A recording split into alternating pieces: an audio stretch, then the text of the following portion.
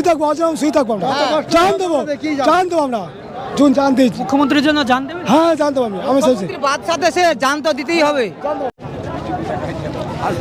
আজকে রেজিনগর ৭০ বিধানসভায় জনজোয়ার যে বিজেপি কর্মী সমর্থকরা এসেছেন, এতটা জনজোয়ার যে ভেতরে জায়গা হচ্ছে না। আপনাদেরকে জানিয়ে রাখি, আজকে আবহাওয়া অতিরিক্ত খারাপ থাকা সত্ত্বেও যে তারা কর্মী সমর্থকরা এসেছেন, এত আবহাওয়া থাকা সত্ত্বেও কেন এসেছেন?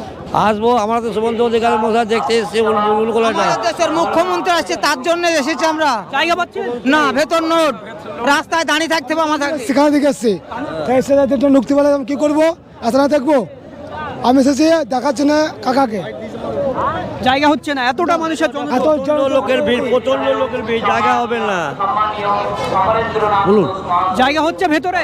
না, ভেতরে জায়গা নেই, খুব ভিড়, খুব ভিড়, খুব ভিড়। আপনাদের ভিতরে জায়গা নেই, এখানে আমরা বাড়ি দাঁড়িয়ে আছি। ভেতরে জায়গা নেই, বাঁধবে না। এতটা মানুষের ভিড়। এত ভিড়, জায়গা নেই, হিন্দু জায়গা গেছে, জায়গা দিতে পারবে না। এত হ্যাঁ, এত ভিড়, জনজোয়ার এসেছে এখানে। হয়ে যাবে, রাস্তা ব্লক হয়ে যাবে, যা অবস্থা বাড়ি পড়ে। জয় শ্রীরাম, জয় শ্রীরাম, জয় শ্রীরাম। বলবেন কিছু? এই যে জায়গাটা কি আরো বাড়ানো দরকার ছিল?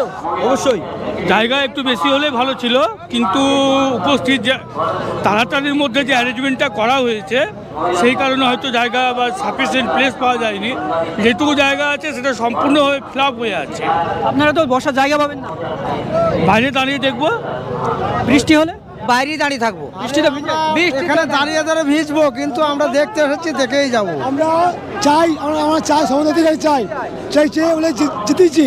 দক্ষে আমরা বৃষ্টি আসলে তো অসুস্থ হয়ে পড়ছে। এখানে শুয়ে থাকবো, শুয়ে থাকবো, এখানে শুয়ে থাকবো, আজ শুয়ে থাকবো, আমরা জান দেবো আমরা জান দিয়েছি মুখ্যমন্ত্রীর জন্য জান দেবেন? হ্যাঁ জান দেবো আমি চাইছি বাদশাতে সে জান তো দিতেই হবে অবশ্যই। আমি জান দেবো, আজ আমি জান দেবো।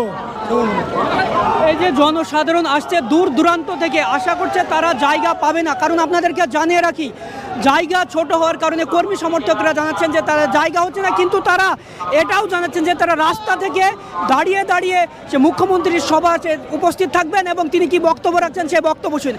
পাশাপাশি কোথা থেকে